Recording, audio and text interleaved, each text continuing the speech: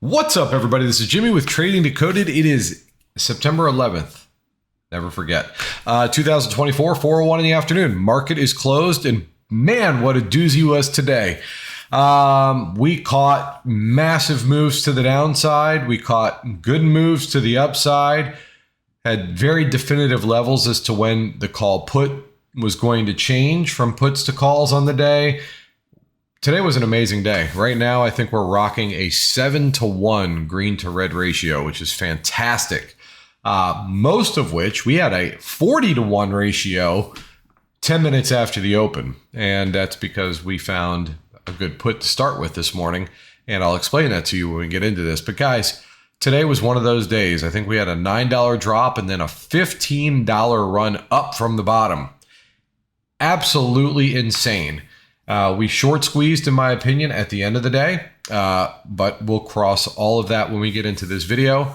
I didn't make a video yesterday because I didn't feel like it. But today we're going to make one because there's kind of a lot to talk about. Today was a clinic on buying pullbacks, recognizing support and resistance, when to determine when a trend is over, when to consider puts and calls and all those things. So we're going to go over it, and we're not going to spend a whole lot of time doing it, but that's because your attention span is trash.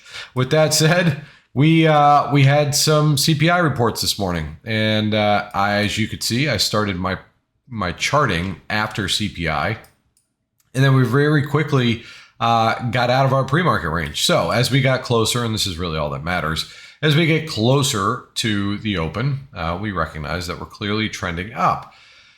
The candles up here started to get much, much smaller. It felt very floaty, and, well, CPI wasn't great either. It came in a little bit worse than expected, but not terrible. So some might say it was in line with where they expected, but it was slightly hot, okay?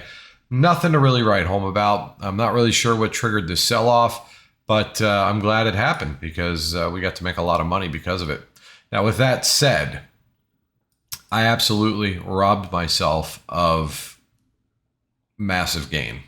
And that's because, well, I was up a good amount of money when I did so. But had I just followed my own rules of why I would hold through these trades longer, I could have capitalized much more money on this trade, well over 30 grand, had I just not been a wuss. But here was what I was looking for. If you've been watching my videos, a lot of the things that I'm trying to harp on a lot so that you guys know when to switch from calls to puts, right? It's very simple. My style of trading is very, very simple. I want to be interested in calls when we're putting in higher lows and higher highs, i.e. an uptrend. I want to make sure that I'm not buying those calls at a level of resistance, and then I hope that it moves up to the next resistance after I get into my call. Very simple. Now, if you find yourself with a put bias or interested in playing puts, yet we're trending up, there's very easy ways to stack some probabilities in your favor of winning. Not taking a super aggressive entry. Sometimes being super aggressive can pay you well. Sometimes it can cost you money, okay? I'm trying to teach you how to be less aggressive and stack probabilities in your favor, okay? So as you could see, we had a trend line here. And as you could see, I have a call line at 549.37, which again, we're looking at these at 9:25 in the morning, okay? Said if we could get above that line, I'd be looking for it to go to 549.93. Very simple. However, right after 9:25, or right after we put our call line, we broke the trend line, okay? That's criteria number one. And all that criteria does is takes calls off the table for now. Simple. Does it mean to jump into puts? No. It's easy to say, yeah, I would have gotten into puts here after you see what happens. But I'm trying to teach people how to be a little bit more responsible. Okay? So as we start to rotate down, the two criteria, whether it's in pre-market or any other time of day, is trending up or down. It's the same thing, just in the opposite direction. Number one, we want to close below the trend line, making sure at that moment that the structure that was the uptrend is at least broken. That takes calls off the table, doesn't mean buy puts. My thought process is if you can wait, once we've achieved criteria number one. For criteria number two, your odds of winning exponentially increase. And all we're looking for is looking left to find the most recent support below the trend line that just broke. And you want to get through that as well. So long as below that support exists at least 20 cents of potential move before you run into the next support, that's what you'd be looking for. Okay, it's a go. Now, what helps is if ADD is tanking, if the Qs are tanking, all of that helps. It should help your confidence. Okay, if you look leading into the open, everything hit a line of resistance and then started to rotate down. ADD started with a big red candle. Our put line was a breach of 548.58. Once this happened in pre-market, I told everybody I'm going in on puts, going to be aggressive, but I'm expecting it to run at least down to this line of support, but I'm hoping the blue line. As long as the Qs and ADD keep me in that trade to get to that line, which was my original profit target, I'm going to stay in the trade. This green candle was a little uneasy, but it was at this time that Qs were also landing on support right down here. Okay, so there's a circle there because if you were trading to the support on the Qs, it might stop here. We don't know. At this point, we didn't know it was going to be such a nice downtrend. Okay, but held on because ADD was selling off, and I took myself out mid-candle when we got to the blue line. You could see I had an alert set there. That was going to be my exit, and it was, and that ended up being a 46.8% win. Now, obviously, had I at least stayed in for that candle close, we would have closed below this support, which leads me to believe I'm going to make it to the next support. And if we stay below this resistance, we'd be looking for the next support down. Would have gotten stopped out if I didn't sell here on this green candle here. So it's not like I would have made a ton more money, but I definitely could have made a lot more money. Now, this is me. A lot of you guys might be so much in profit here that you say, I can let this thing pull back quite a bit and still be very green. I'm going to let it ride. If you did, congratulations. You made a buttload of money. I am envious of you in that respect. I can't hold my trades that long. It's too uncomfortable for me.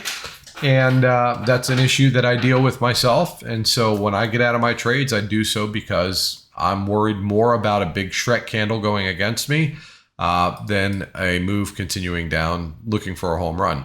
For me, a 48% win or a 46% win is a home run. Typically, my returns somewhere between 20 and 30% on the cost of my trades. So for me, going above that is just icing on the cake. With that said, we had plenty of people take that trade and stay in that trade and just had a ridiculous day. But needless to say, after the first 10 minutes, I put the poll up because so many people were one and done this morning. It was a beautiful, beautiful thing. Guys, trading more doesn't always equal more wins. In fact, I would argue it's the exact opposite.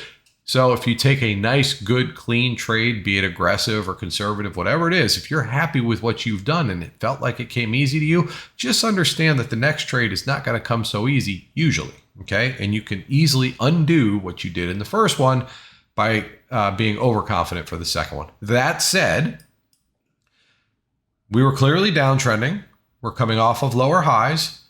We're looking for the Qs pull back to resistance, SPY to pull back to resistance. We're taking entries looking for the next support down. In this case was here.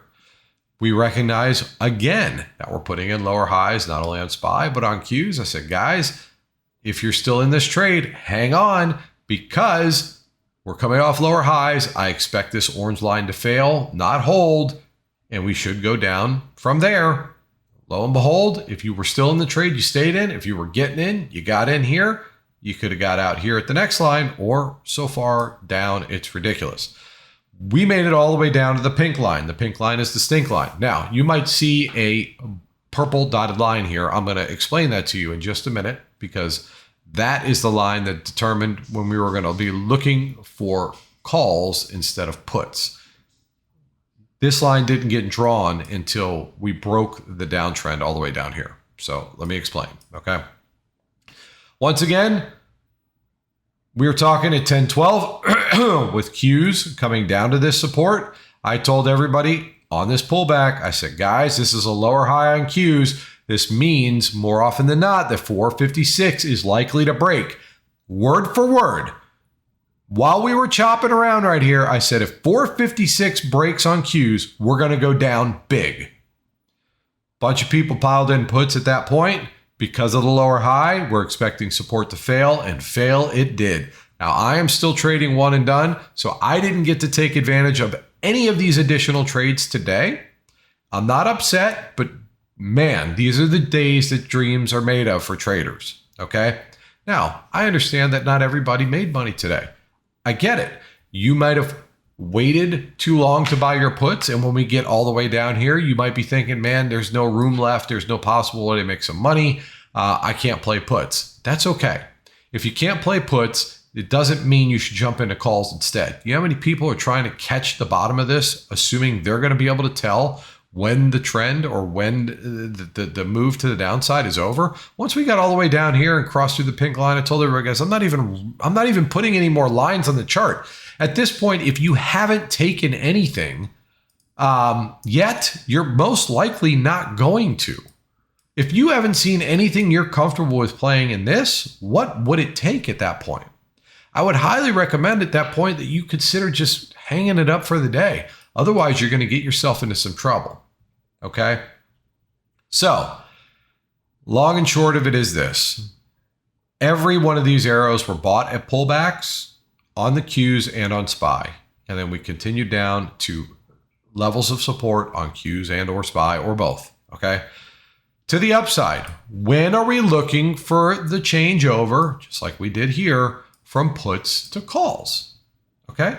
I don't know when you want to start drawing your line here, but we always have a rule. Okay. So let's start with, I'm loosely drawing this right now for the sake of this video. Okay. 2 criteria. Always wait for the 2 criteria. Always. It will better your chances of winning. Promise. Criteria number 1, you want to close on the other side of the trend line. We get that essentially at 1054. Market is still heavy. I wouldn't jump into calls here, but let's take a look at what ADD is doing at 1054. Similar situation. We start to see ADD rotating up. And rotating it up, it did. Look at this. ADD got as low as minus 1600 and it ended up closing plus 400. That is a massive, massive move to the downside and then back to the upside. But with that said, we noticed that ADD was rotating up. If you don't know how we use ADD, let me explain it to you very quickly.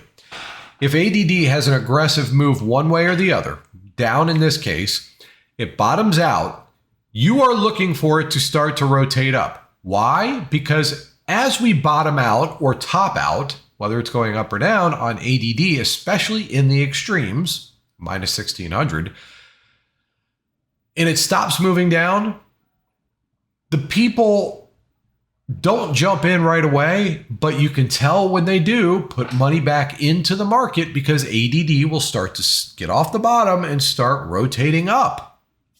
Okay, that's the market's way of telling you, hey, this drop might be over for now. Let's go ahead and put some capital back in the market. And he rotates up.